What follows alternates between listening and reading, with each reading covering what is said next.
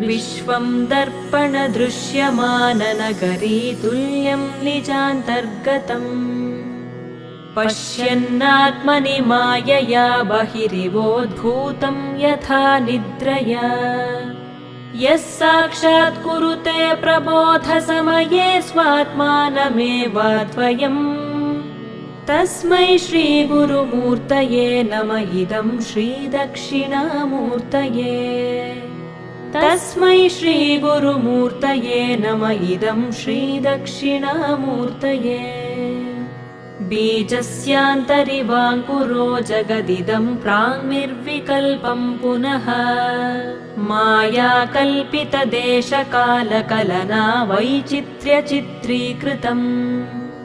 मायावीव विजृम्भयत्यपि महायोगी वयस्वेच्छया तस्मै श्रीगुरु